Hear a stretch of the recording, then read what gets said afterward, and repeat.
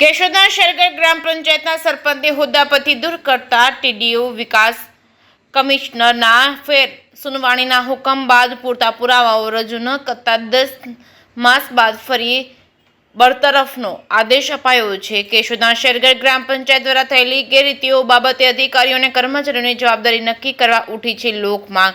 કેશોદના શેરગઢ ગ્રામ પંચાયતના સરપંચ મોહનભાઈ ઉર્ફે મોહિતભાઈ નારાયણભાઈ દયાતર દ્વારા હોદ્દા પર હોય અને ત્યારે અજાબ ગ્રામ પંચાયતની હદ વિસ્તારમાંનું કોઝવેનું પુલનું કામ કરી અને ઉપરાંત રૂપિયા 1,20,000 પાણીના ટાંકાના કામમાં વહીવટી ચૂકના કારણે ગેરરીતિ ધ્યાને આવેલ હોય। મનરેગા યોજના હેઠળ વિદેશમાં રહેતા કરીમભાઈ સાબુદ્દીનભાઈ ડોબરિયા, સાદિકભાઈ આબુદ્દીનભાઈ, સલમાબેન સાદિકભાઈના ખાતામાં રકમ ઉધારી ગેરરીતિ ધ્યાને આવેલ હોય, જે બાબતે તપાસ અધિકારીઓના અહેવાલ અને જૂનાગઢ જિલ્લા વિકાસ અધિકારી સમક્ષ રજૂઆત કરવામાં આવી અને મેંદડા પોલીસ સ્ટેશનના અજાબ રોડ ઉપર ખીજડીયા ગામના ધણસર પાસે રોડ ઉપર પ્રવીણભાઈ ઉર્ફે બોબી નારાયણભાઈ વાળા અને દેવુભાઈ કાળુભાઈ બાબરિયા બંને રહેવાસી શેરગઢને મોટરસાયકલ સાથે આવી રહ્યા હતા, ત્યારે મારી નાખવાના ઈરાદે ફોરવ્હીલ કારથી ઠોકર મારી પછાડીને ગંભીર ઈજા પહોંચાડી હતી, જે ગુનો સબબ ભારતીય ન્યાય સંહિતાની કલમ 109, 351(2), 281 એટ્રોસિટી એક્ટની કલમ 3(1)R તેમજ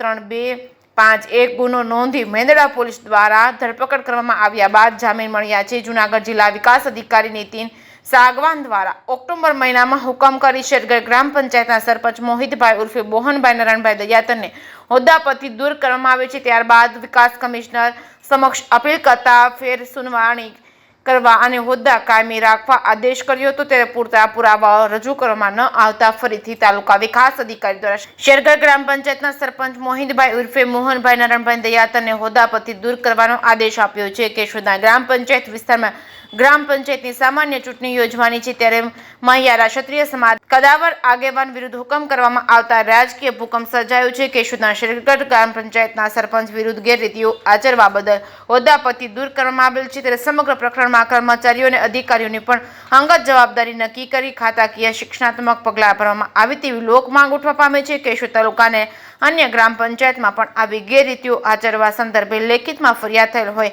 અને કાર્યવાહી કરવામાં આવશે એવી આશા જાગી છે। જે કેસરી ગુજરાતી સાથે રાજુ પંડ્યા, કેશોદ। હું ધર્મેન્દ્ર પંડ્યા, મદદનીશ તાલુકા વિકાસ અધિકારી, તાલુકા પંચાયત કચેરી, કેશોદ।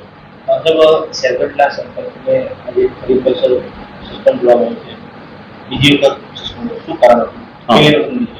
પ્રથમ વખત તો તેમની સામે શેરગઢ ગામે બનાવવામાં આવેલ કોઝવેના કામમાં અંશતઃ એની ગેરવર્તણૂકના કારણે જે કોઝવે બનાવેલો હતો એ યોગ્ય જગ્યાએ બદલે બીજી જગ્યાએ બનાવેલો હતો, ગામની હદની બહાર બનાવેલો હતો।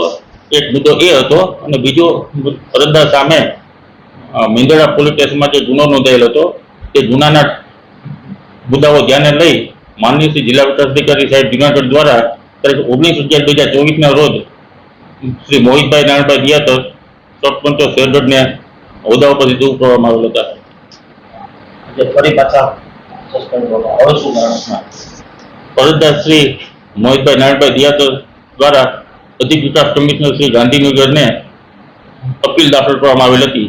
તેઓની અપીલ અંશતઃ ગ્રાહ્ય રાખી આ કેસને રિમાન્ડ કરી માનનીય શ્રી જિલ્લા વિકાસ અધિકારી સાહેબને ફરી મોકલવામાં આવેલો હતો।